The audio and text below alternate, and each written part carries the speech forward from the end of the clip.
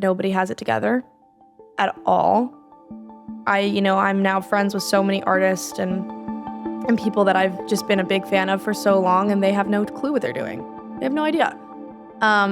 Same as music not having an arrival, life doesn't have an arrival. There's never, I have friends that are having kids, and I'm like, you're procreating? Like what? And because I always, when I was younger, imagined that like parents, adults eventually like arrive and they understand all of life and everything, and then they have kids so they can pass down that wisdom, and that's just not how it is. You never know.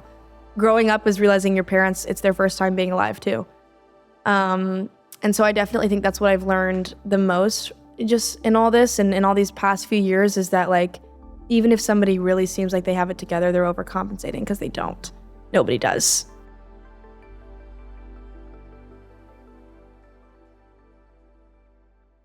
Haven Madison, welcome to From Vision to Creation. Thank you so much for taking the time to do this. Oh my gosh, thank you for having me. I love yapping. It's like my favorite thing. Well, you've come to the right place, seriously, because got a lot of questions for you. So excited. Haven, you've already built something that's so real at such a young age. And I know that music has been a part of your life since you were quite literally a baby. Yeah. So I'm super excited to like dive into your journey, talk about how you discovered your sound, and what your plans are for the future. I'm so excited. I can't wait. Let's start with your childhood. Okay. Your dad was the lead singer of a Christian band. So you grew up getting to see him, make music. You were on tour with him. Yeah. How do you feel that having that early musical influence in your life shaped the artist that you are today? Oh my goodness. I definitely think it's what made me fall in love with music, because I saw the highs and the lows, and it was just so worth it to me. Growing up on a bus, I still sleep better in a moving vehicle than I do in my bed, which is so odd. And I also just think growing up in the church, it's so focused on music theory and harmonies, which has definitely bled into my artistry a lot. Being able to play different instruments, being able to find different harmonies is kind of like second nature to me because of that. And yeah, my brother does music too. We both just, I definitely think my dad wanted us to be like basketball players or something, but we were like, give us the guitar. Well, so that's interesting, because I feel like sometimes people, when they grow up seeing their parents do something, and it's almost like, because it seems like the obvious choice, right? You like don't want to do it. You want to, you make would your think. Own. Yes. I don't know. I think it was just like the adrenaline of like going. I remember during my dad's like sound check, me and my brother, who I'm realizing now were probably very annoying, but in the moment we thought we were awesome. And we would just run around the venue and look at everything and help set up merch. And we'd get on the riser and like go up 10 feet, down 10 feet, up 10 feet. Like we thought it was the coolest thing ever. And I think we just from a young age were so obsessed with the creative and fast moving and traveling the world and making friends everywhere. Like we were homeschooled, and everybody, like they can't tell because we're very social, and it's just because we traveled the world and made friends everywhere. And at what point, Haven, did you decide like, hey, music is something that I want to pursue as well? Was there a defining moment, or was it like a trickle effect? I feel like a little bit of both. I think I started writing songs as soon as I could like use a pen. I was obsessed with it. I had this like purple cheetah-print notebook, and I was writing songs about Santa Claus in the middle of June. Like I thought I had it down. But then the older I got, I remember the first time I sang on stage with my dad, a promoter was like, go up there and sing with him. And I was like, absolutely not. And he was like, I'll give you $20. And eventually I raised him to 40 and went out and sang with my dad. And I stood there like a stick bug because I was so scared, because I didn't realize how terrifying it was to be in front of that many people. But I do remember like leaving the stage and being like, that is awesome. Like these people are singing your words back. You're connecting through music. You feel like you're all feeling the same emotion at the same time. It's like a massive hug. And I was like, I want to do that. And from that point forward, I feel like I had no fighting chance. I always joke, I'm like, my parents had no chance at having 2 college graduates. This wasn't going to happen. I love that. It feels like a giant hug. That's actually a great analogy. It's absolutely how I mean, as a concert goer too, I love going to concerts. I'm like, that's the best part. It's like this person that I've idolized and am amazed by, they feel the same way. Mm-hmm. And I also love that your first paid gig, you negotiated. You were your manager. Had to get them to raise it. Double the rate really quickly. Oh, yeah. So, Haven, you realize that you love music. You want to pursue it as a career. What was the first major step that you took professionally speaking, to pursue this? I think there were a bunch of, I feel like one of the hard things about music is there's never an arrival. You have a number one album and you have to come back with the next album, or you win a Grammy and you want another one. It's just this constant chase. You play arenas and now you need to play stadiums. So I feel like it's a little bit of a journey in that way, and it's the same in the beginning as well. So like I released my first song when I was 13, and I think that was a big milestone, like taking my words, making them rhyme, making it music, and putting it into the world.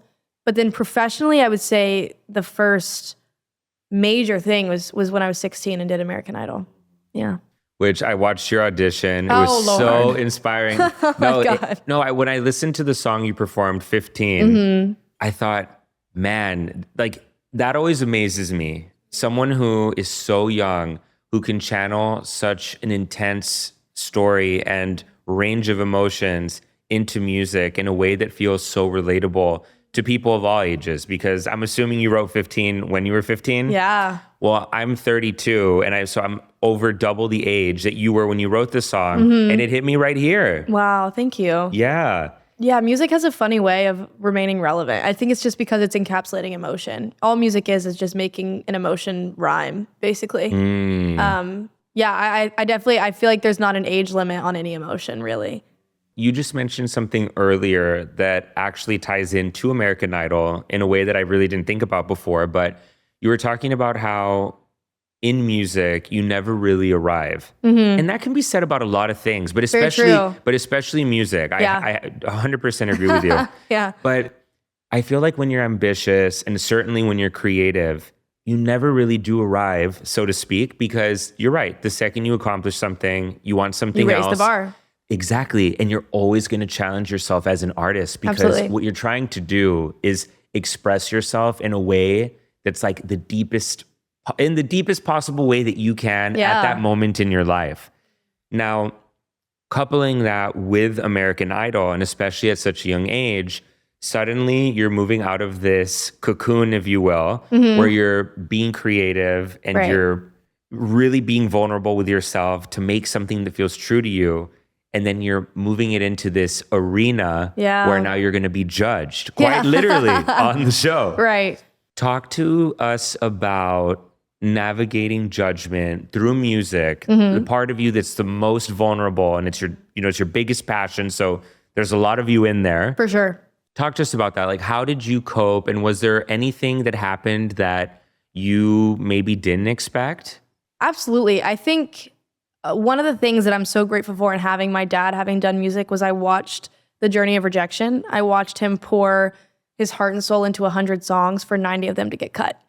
And I grew into music understanding that that's how it was.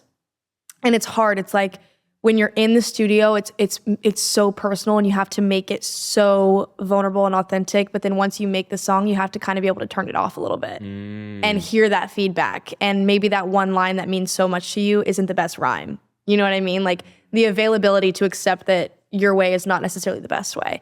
And you want to do enough for your creativity and for your artistry that I love when people are like, girl, that sucks. I'm like, let's do it again. You know what I mean? Like I've grown such a love for that, like constructive criticism. But weirdly, on American Idol, I wasn't too worried about being judged, because I just feel, especially in songwriting, that it is just in me. It's what I'm supposed to do. It's what I'm born to do. And no judgment or mean thing that could be said would keep me from doing it.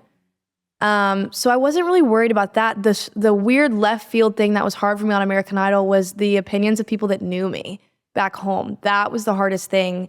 Because some random person commenting online, it's like, whatever. You're sitting on your couch, you don't know me at all. But hearing some opinions of people that like walked the halls with me in school was the hardest part by far.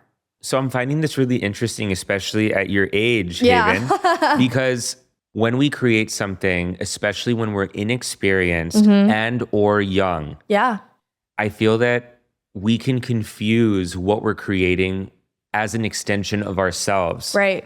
But it sounds to me like because of what you were able to see through your dad's experience in music, you understood that, yes, the music is coming from me, but once it's out there, it's not necessarily me. So when you get the criticism, it's not a direct attack on you. Exactly. The hardest thing to learn, but I think it's the most important thing. And it's also interesting because you're talking about how you have to switch between the two. Yeah. So when you're creating the song, you're diving in, you're being super vulnerable. When you put it out there, though, you have to switch gears and be ready for the criticism. Yep.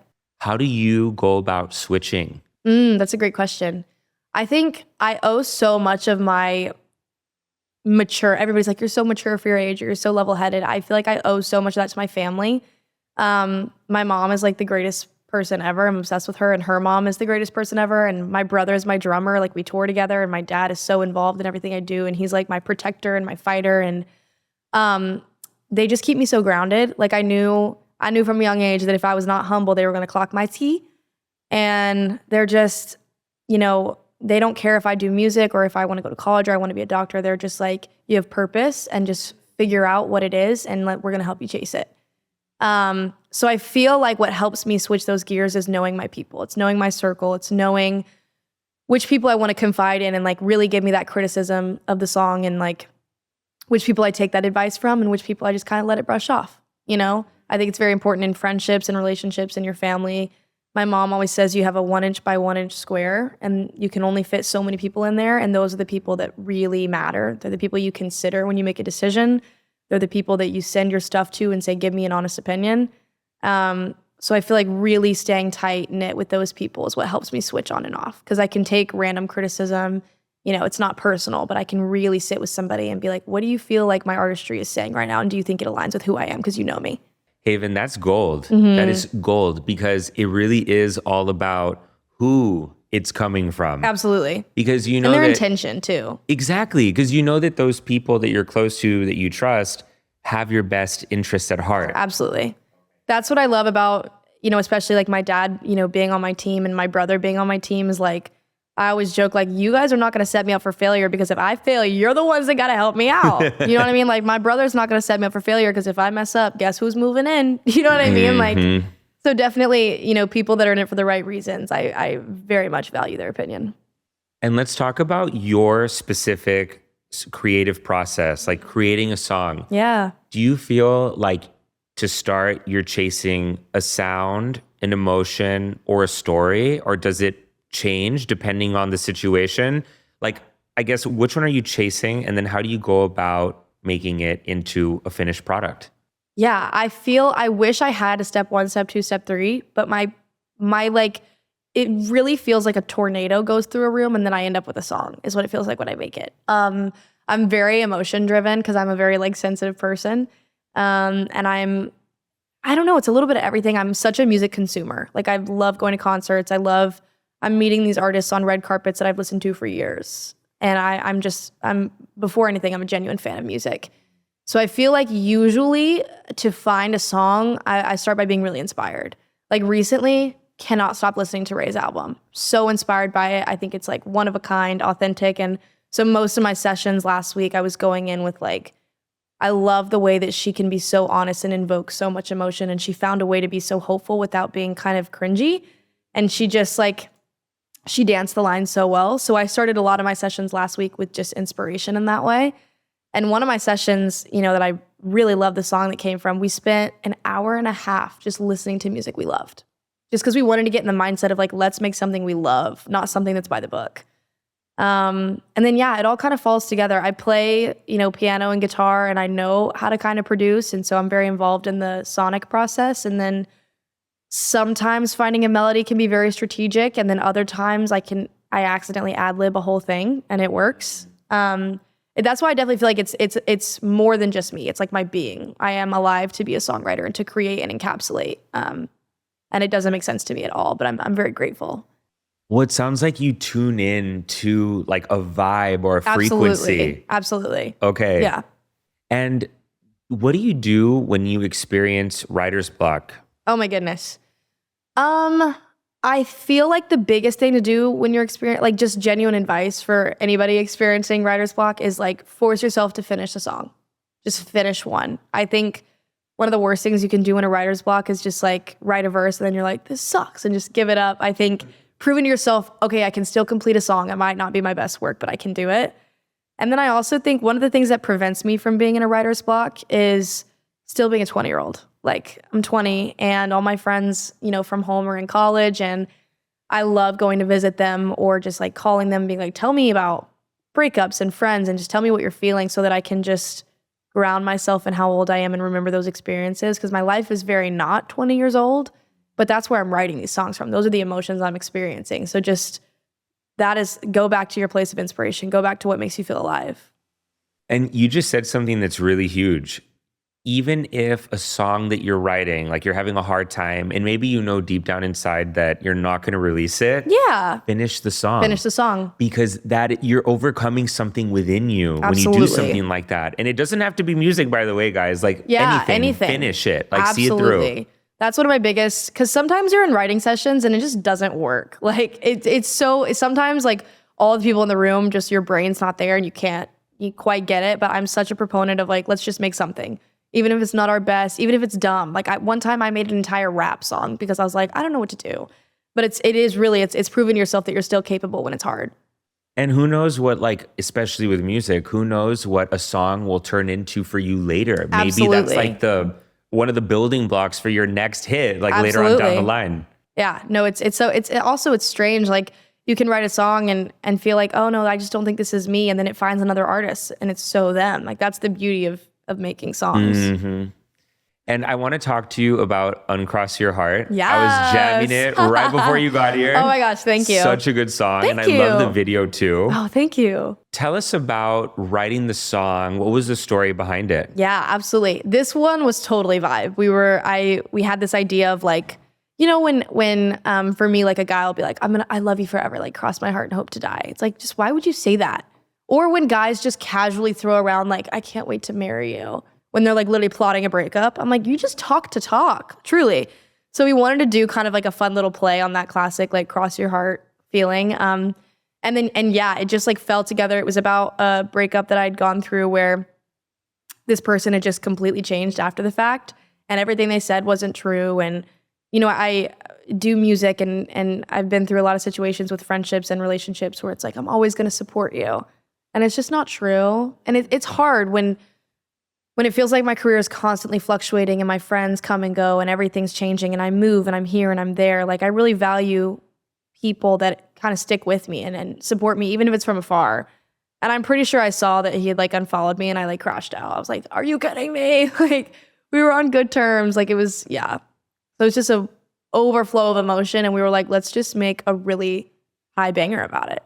Well, I like that too, because I feel like a lot of songs are written about the traditional feelings, or maybe not traditional is not the right word, but idealized feelings Absolutely. About breakups or love songs.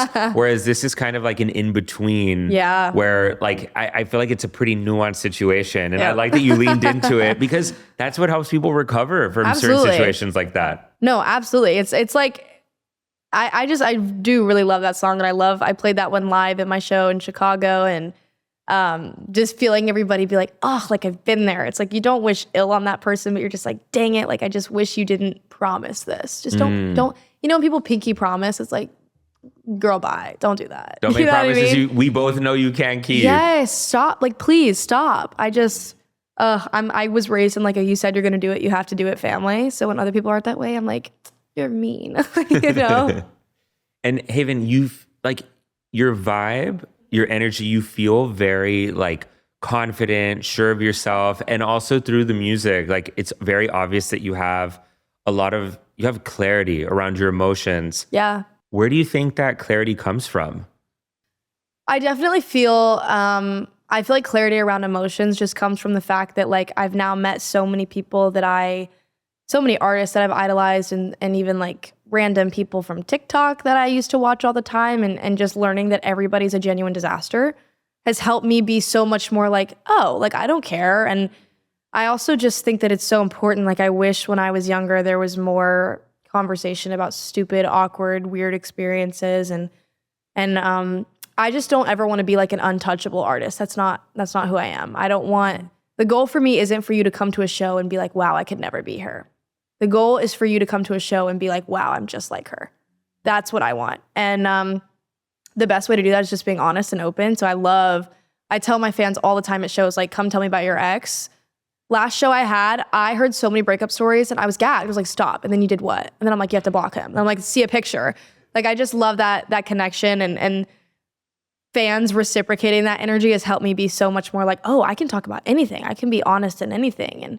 And then just confidence just comes with time, and it is kind of a fake it till you make it thing. There's a lot of times I'm on red carpets and I'm like, serving faith, and it looks like I'm chilling, but inside I'm like, I do not belong here. Or I'm like, if I lock my knees, I'm gonna drop dead. Like, it's a lot of fake it till you make it. And again, it all leads back to those people that you trust and that you have, and that I can FaceTime my best friend in college and be like, please tell me about your date party. Like, please, I need to hear about something normal.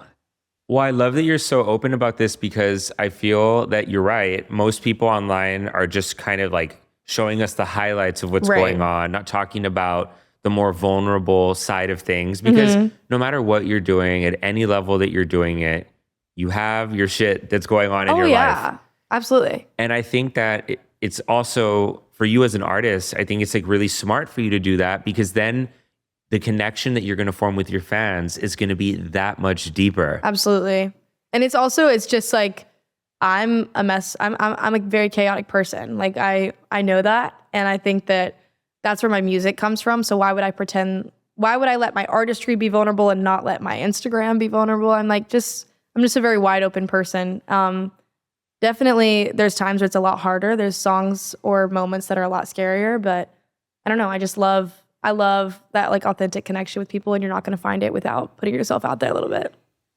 Well, Haven, you're experiencing success at a very young age. Katy Perry called you the next big pop star. That's a lot of heady stuff you're dealing with. How are you processing that, like, to stay grounded and continue to move forward in your music career without letting these things get you too high, so to speak? Yeah, absolutely. I think something that's just innately in my character is I'm in constant pursuit of improvement. Which is sometimes a bad thing. Sometimes I'm far too hard on myself. But I value my work ethic a lot. And I think that's what keeps me, like, I'm very hungry, and I want it. And I want to go play 30 shows that kind of suck just to go play 30 shows. And I don't mind if I'm living in a van for 6 weeks. And I don't mind. I had a whole tour where my bathroom every day was Planet Fitness.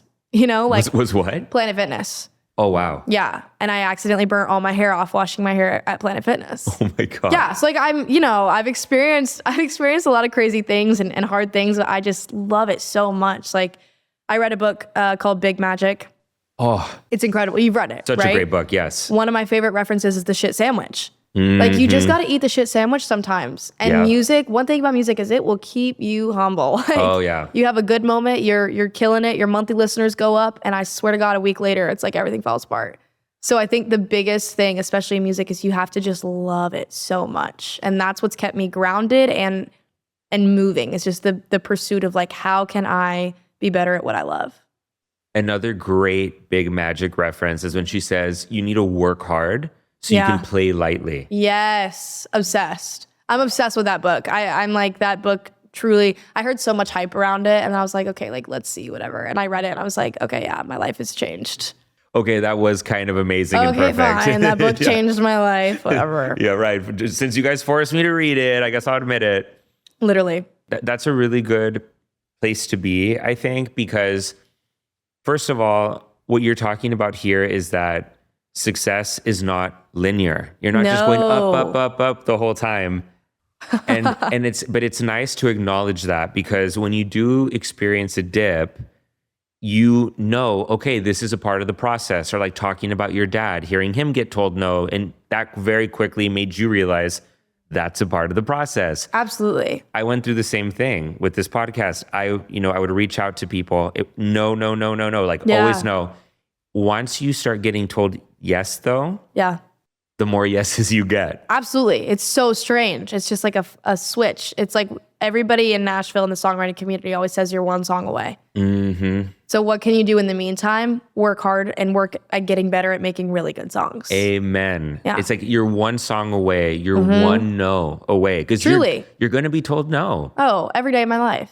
Do it. Do what you're passionate about, and don't be afraid of a no. It's going to happen. Absolutely. I also just think, like, I always see these memes and it's like, it will happen because I'm crazy. And I'm like, that's me. I'm like, there's just, in my head, I've never been like, will I make it? I've always just been like, when and how. It's happening. Which song? When? Seriously. And I just think also enjoying the process. Like, I know it's so cringy, like whatever, enjoy the journey. Cause sometimes the journey sucks ass. Like, let's be real. Yeah. But I also just think like most of your life is going to be the ride. It's not actually going to be the ending. So if you're not enjoying that, you're kind of not enjoying your entire life. 100, you know? Perfectly put. Yes. And that can be in any way. Like if most of your life is folding your laundry and you make folding your laundry miserable, like most of your life is miserable. You know what I mean? So it's just changing your perspective and also just doing things you enjoy too. Like if I get overwhelmed, I'm like, guys, I need my dog and I need to watch Bridgerton on my couch for a day. Just let me have it, you know? Well, and this also is going back to something else you said about you need to be passionate about what you're doing. And this is actually a very common theme on this show. Yeah. Because like when you hear, if you're passionate about what you do, you'll never work a day in your life. I don't know about that. I don't know about that one. I'm dead. But another cliche is you need to be passionate about what you do in order for it to work out. Absolutely. And I agree too, but maybe at first glance when you hear, or maybe when you first hear that, you think, okay, I mean, that sounds romantic. Let's slap it on a Hallmark card. Right. But maybe not necessarily. Maybe you can just do it. But no, I agree with you. You have to be passionate because the passion is what gets you through the dips, through the no's, through the sucky days. Because there are a lot of them. Even when you're pursuing what you love, a lot of days will suck. Yeah, absolutely. I also just think if you look at like, specifically like pop music, or like if you look at the Grammys and you look at all these artists that are up on stage, like these like A-list killing it artists, not a single one of them is up there because they want to be famous or because they got lucky. Every single one is up there because they were hungry and they were obsessed with it and they couldn't imagine their lives without music. That's the only way you make it that far. I think especially, you know, in the early beginnings, like you can smell when somebody's just like doing it as a hobby or whatever, but like the people that are just so obsessed with art, like they just soar. It's just different.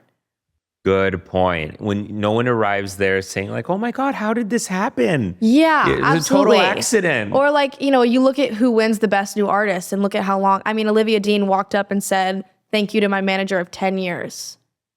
She's had the same manager for 10 years and she just got best new artist. Like it is not, it looks like an overnight thing, but it takes like 6 years to pop overnight. Right. Yeah, at least sometimes. It took Sabrina, 6 albums? You know, and that's why, like, if you're not enjoying making the 6 albums, who's going to say you're going to enjoy it after you get the Grammy?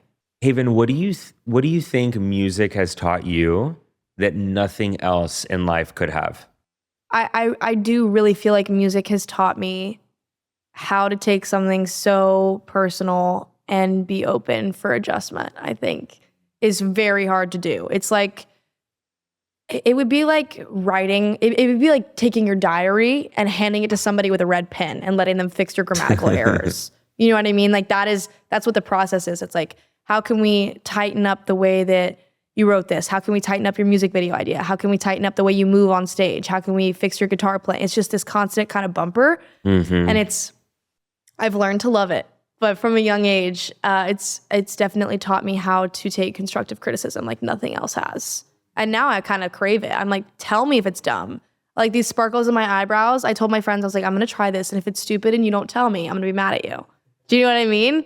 I'm here for it, actually. Wait, thank you. And also, it's Coachella weekend, so it's very on brand. Right? It is. But unfortunately, when I'm writing songs and I'm thinking, I always like put my hand right on my eyebrows. So I had them on in a session and I accidentally like scratched my entire eyebrow off because I was thinking so hard. But it's fine. We'll say it's on purpose. And you're talking about being vulnerable with your music and that it is like handing your diary over to someone with a red pen. Yeah.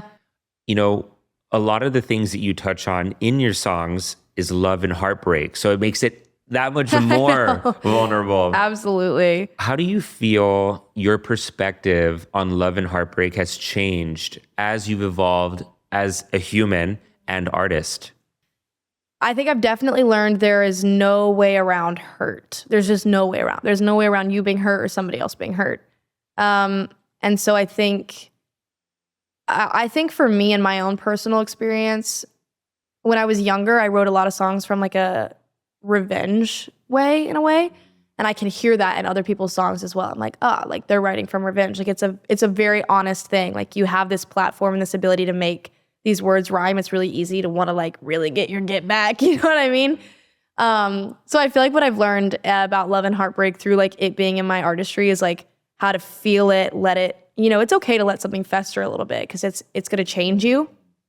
And maybe this is like the change that needs to happen, but then how to like accept it and let it go and be grateful for what it was, In friendships too, like be grateful for how amazing that time was. And even though we don't talk at all anymore and you don't support me anymore, I'm still so grateful for those 2 years where you were my best friend. It's like having to accept things for what they were and let them go when they leave is so hard, but it's definitely something I've learned in my artistry as well. Do you think that documenting it through music is why you've learned this so early? Absolutely. Yeah. I mean, because I write songs about everything. I used to get so annoyed in high school when people would be like, you wrote that song about me. I'm like, I write songs when the wind blows, bruh. This is my job. Like, but I get so much inspiration from so many things. So a lot of times when I experience a big, heartbreak, let's say, I almost have like a timeline of songs of when I started feeling the hurt and when this happened and when this happened. And it kind of like pans out in a timeline. And I can listen back to it and come with different perspectives and be able to see this beautiful timeline and be so grateful that it brought me all this music and then close it and move to the next. And also not letting heartbreak harden your heart is really hard to do. And that's what, my song Castle is about, is like, how can I let the hurt I've experienced change me and morph me into a new, hopefully better version of myself, but not let it keep me from loving again. Well, and do you think that like so channeling yourself into music, you really are tapping into a vulnerable time in your life or a story. That's what makes a good song. Yeah. And then in doing that, you have a little piece of yourself, so to speak, that you can look back on. Yeah. Do you think that being able to look back on the work that you've created, that it's almost even more freeing for you because you realize, okay, I'm not this one character in this story. I'm constantly evolving. Yeah, absolutely. I have this tattoo here that I got after a big heartbreak of mine, and it's kind of like a messed up, like double outlined heart. And I got it because I had this imagery of my head when I was going through this heartbreak that my heart was just kind of being ripped and pulled, and it wasn't like this pretty perfect heart anymore. And in my head, it was like I had to put duct tape around it and tie a knot to kind of just keep it together. And then I realized, but this is the version of my heart that somebody else is going to love. They wouldn't love the old version. They love the new, like messed up and duct taped version. And I definitely feel like I carry that. And that's what I love about listening to my old songs, not just in like my vocal and songwriting evolution, just in my character evolution. To listen back to things and be like, wow, I felt this way about this situation. And now it's been 4 years and I feel a completely different way. It's very cathartic in a way. Yeah. If you could give your younger self relationship advice. Oh my God. Right before dating your first boyfriend, and not necessarily about that guy in particular, that person in particular, what would it be? Honestly, something I wish I could tell every young person ever is you don't have to make it work. Why is it that you feel so much pressure to make your high school boyfriend work? You're 16. You're not married. You have so much life. You're not fully developed. You're probably still growing. Like your pants are not going to fit next year. And you feel like you have to commit to this one person. You don't, like I think I talked to my friend about this. Like, why were we so afraid of breakups when we were young? It's okay. It's okay if you try and it doesn't work. You move on. I think one of the hard things when you're young is I feel like out of spite, you want your high school love to work because everybody's like, I remember my high school love. And they're always like, it never works out. So I feel like a lot of young kids are like, well, mine's going to I have to make mine work. Yeah, you don't. You know what I mean? If it does, that's amazing. But like you don't. And as soon as it feels like you don't want to hang out with them and you'd rather go hang out with your friends, break up. It's okay. Breakups suck and they hurt. But what hurts worse is holding somebody on when you need to let them go. Big time. Yeah. That is the perfect recipe for misery. Misery on both ends. For sure. I remember I dated this guy for 3 years and I was miserable. And it took me about 3 years to finally realize, oh, I just don't like you. Yeah, and that's okay. Why is that so hard to understand when you're young? It's so true though. I had the same epiphany. I dated somebody and it was like however many months in and I was like, wait, I just don't want to hang out with you. Like I would be getting ready to go on a date with him and I'm like, but I don't want to go. And that's okay. You don't have to you also don't have to date anybody. Oh my gosh. Yes. It's overhyped.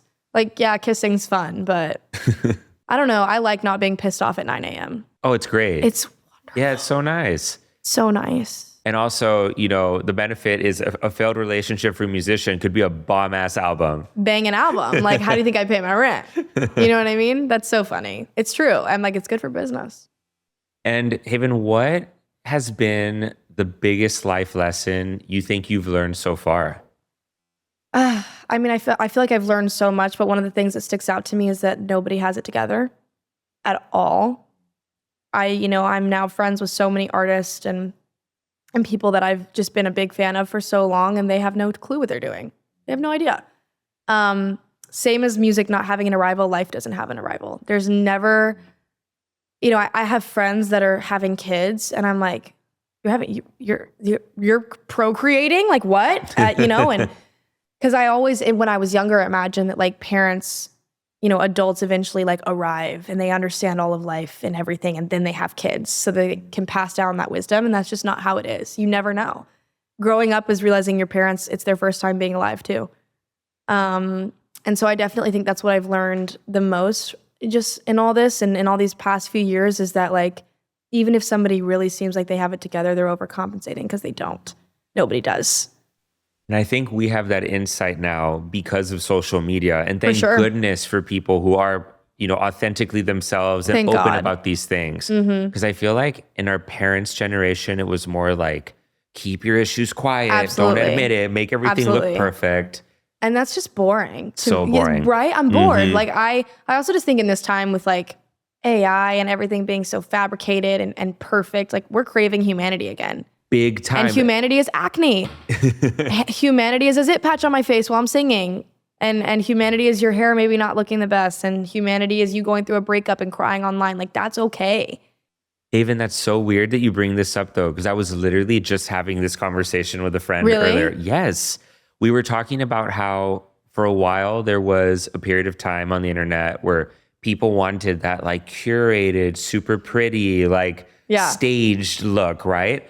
And now people are going back to, especially because of AI, people want stuff that's not overproduced. They want something like raw and real. And it's the same with music too. Like I say this in my sessions all the time. People don't want a tuned vocal. They don't. Right. People want Adele. Yes. And I can't remember which song it was, but one of her songs, she tried recording the final vocal and it just couldn't beat the day of demo. And they did the day of vocals. It's just like, you can't fabricate authenticity. And I think people are starting to really latch onto that now. Yeah, it's true. Yeah, because with AI, it's just so crazy. Like everything looks so like picture perfect. It's like terrifying. It's terrifying. But, back to something else you said, it is boring. Because, right? Yes, because it goes back to that whole cringe thing. Like, when you're posting your stuff at first, it's going to be cringe because it's quote unquote not working. Right. But people aren't posting for the sake of being cringe, unless you are. But I mean, yeah. Yeah. But I think that it's true. Like people now, if it's too perfect, even if you're succeeding, like it's cringe. Like you want to lean into your humanity. I'm just like, it's boring. It's not entertaining, and it's also not relatable. Like a perfect song, perfect person, perfect relationship is not relatable. So like, it's fun to consume every once in a while, but it's just not real either. I've never met somebody, even people who their brand is having it together, they never have it together. Yeah. Ever. So Nobody true. does. Life is so hard and confusing. Yeah. And it never makes sense. And then you die. That's literally how life is. So it's just, it's like make the most of what you love and what you're passionate about and tell people you love them and kiss people, but break up with them. You know what I mean? Like it's just, I don't know. It's very interesting how people are really gravitating towards humanity again, which I love it. And what are you looking forward to most as an artist? I just love everything about it. I really do. If this is as big as it gets, I'm satisfied because I love what I do. But I have so many dreams and ambitions and goals, and one of them being really giving back to artists. I would love to get to a point where I am established, I'm playing, I'm doing arena tours, like everything's working, I'm making the albums, and then I can go back and give back to artists that are trying to make it. Because it really is so hard, especially if you don't come from money. It is very hard to fund even just recording a song. And I remember I had a show at a Live Nation venue, and we got like an envelope of cash, and it was like for snacks or gas, like this, keep doing your art. And I literally cried because I was like, we needed it. We needed to be able to get toilet paper that day, you know? So I would love to be able to give back to that. And I go to Porter's Call in Nashville, which is free therapy for touring musicians. I would love to give back to that, help them expand. Like I'm excited for my music. I'm excited for it to reach people. But then beyond that, I think there's so much music and art that isn't heard on account of people not being in the right place at the right time. And I would love to go back and help people in that way. And where's the best place for people to find you and keep up with you and all of your work? Yeah, I mean, all my social media, I'm like painfully honest on it all. But yeah, all my social media is Haven Madison or Haven Madison Sings, and I post my life there. And I like love meeting people. So if you ever see me, like, please come say hi and tell me about your ex. I love it. It's so fun. Let's kiki. And Haven, if you could go back in time and offer your younger self one bit of advice specifically tailored for you and your life's journey, maybe back to the young girl who was just about to audition for American Idol, yeah, what would it be? I think it would just be, it's okay to let them go. I think the hardest thing for me was losing friends and just losing people that I always thought were going to be like at my shows and with me. And I think the biggest thing that I would tell my younger self is like, it's okay to let people walk out of your life and appreciate them for when they were there. Yeah. Well, Haven, thank you so much for taking the time to do this. This was so much fun. Thank you for having me.